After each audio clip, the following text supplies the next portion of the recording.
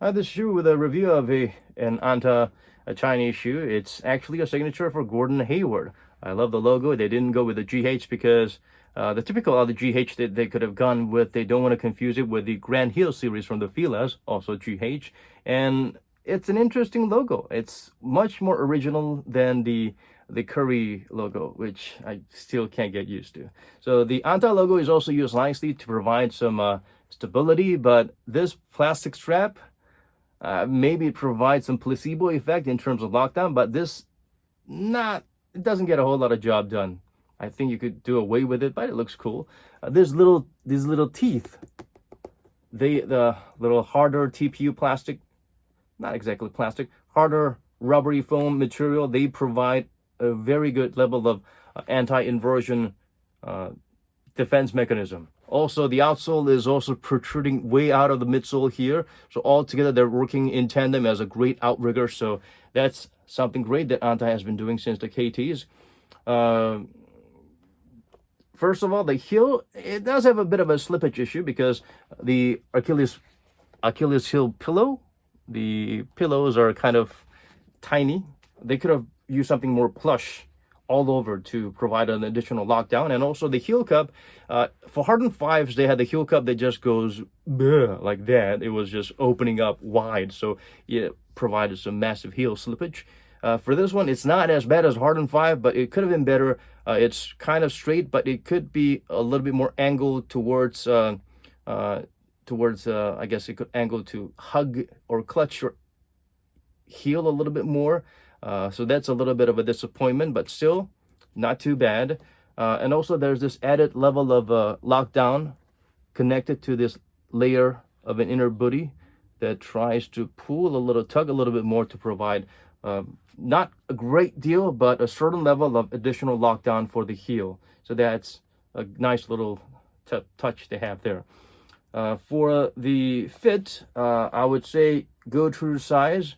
If you like a really, really tight fit, you can go down half a size, but I would recommend going true to your size. If you have really, really narrow fit, you may go down half a size.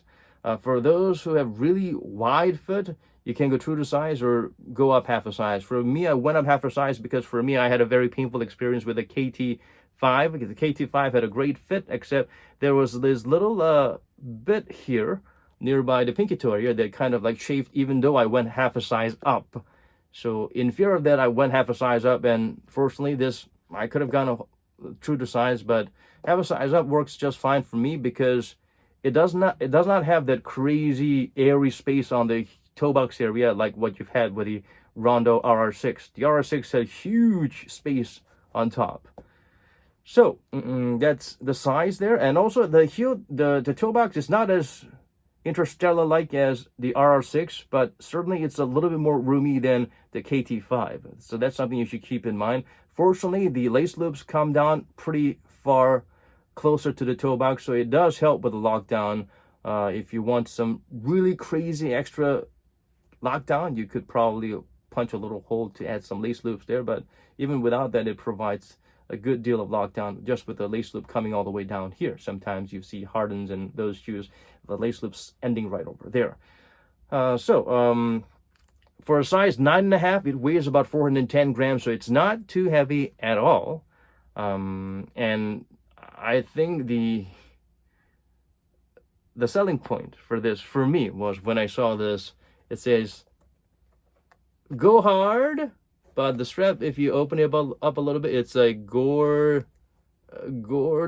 Hayward. Yeah, so that's nice. But I would have actually liked this to be a bit more functional instead of just being separate layers that fold to form the words. Could have been a strap that maybe makes some different words. But hey, this is good enough. This is pretty brilliant. Big ups to Anta for doing this. Whoever is in charge of the linguistics marketing department there, a bang up job there. You deserve a promotion and a raise. And decouple midsole, always a welcome addition. Instead of having this whole outsole just being flat, I always like that. The midfoot shank, it's pretty light and stable, and it does not hinder the cushioning. Speaking of the cushioning, they use what they call the Flash foam. It's well, the RR6 was very soft, a little bit too plush on the heel, and overall it was very, very plush. It almost felt like it gives you too much cushioning. The KT5 actually had, I would say, the right amount of plushiness, but it was very minimal on the forefoot. For this, overall, it's a little bit firmer and bouncier than the A-Flash foam. It feels good. It feels lower to the ground, and there's good energy return and shock absorption. Even on the forefoot, even when I tried the shoe without the insoles, I could actually feel the midsole working. Something that you don't really get from models like the KT5s. It works in tandem with the insole, and the forefoot cushioning is a little bit lacking if you remove the insole. For this, the midsole itself, the Alti Flash foam, is certainly a better all-around plushness, all-around energy return compared to a Flash foam. The first A Flash foam I had with the KT3s, I believe, it was just way mushy in the heel and basically nothing on the forefoot because it just bottoms out too fast. So this is a good evolution for Anta. A way to go to experiment, and Alti Flash is definitely a better name than A Flash. Hopefully you work on that and keep this guy around who came with a cool, hard idea to come up with better names for your future foams. That's the outsole. It's kind of similar to the outsole seen in the Puma Double Disc and the Kyrie 7. It's pretty deep and the blades are thick, so it's pretty durable, and it works both on clean court and dusty courts and outdoors as well. Durability is not going to be an issue, but on this little particular part where you will probably need some extra level of bite, they tried to have a bigger, a zoomed in version of this pattern, so it's a lot chunkier and thicker, and they have these lines to add for providing some added blade traction. So I suppose they're good for multi-directional traction, but durability is going to be slightly less here compared to these parts. But of course, I guess in some cases, the heel outsole pattern might wear out faster than these little parts. So it's kind of like the pattern is kind of similar. The concept of the pattern used here is kind of similar to the Adidas Rose 1.5s. So yeah, if you like that, you know this works for you, but it's not the most durable outsole pattern out there. I would have preferred this to be all over, but an added level of bite here, not too bad. So that's something that's that the company really put in a lot of thought into. Yeah. They also accentuate the glow here for Gordon and the hard and the Hayward. So this is a pretty affordable shoe considering the tech that it went into it, and the durability and lightweightness, and the acceptable level of evolution they've had for the midsole foam they've been using for Anta. It only costs like slightly less than $100, so definitely you get a whole lot of bang for your bucks. Can't really say bad things about this. One thing you should keep in mind is that the heel slippage a little bit could be reinforced with this little loop, but only to so much. So not as bad as the Harden 5, but still the heel clutching could have been better.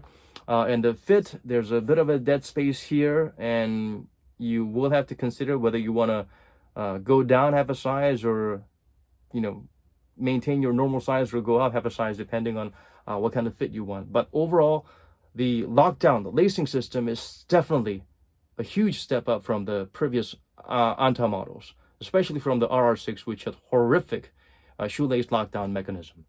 So the insole used is pretty thick.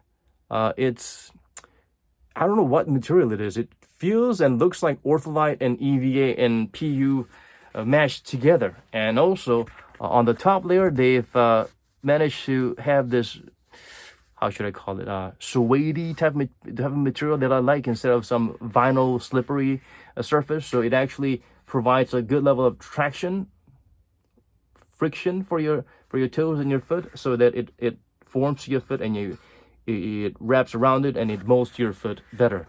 Even if this provides an added level of cushioning, as you can tell by the thickness, and if you remember the Rondo RR6, it had really good cushioning in terms of the insole used. For shoes like RR6 and the KT5, without the insole, you could feel a significant level of difference or a downgrade in terms of cushioning. You could feel the heel cushioning a little bit, but on the forefoot, it felt kind of bland or flat. Only it worked better in tandem with the insole. For the gh2, even without the insole, you can actually feel both the heel and the forefoot midsole working and being as plush as with or without the insole. So that's definitely a plus.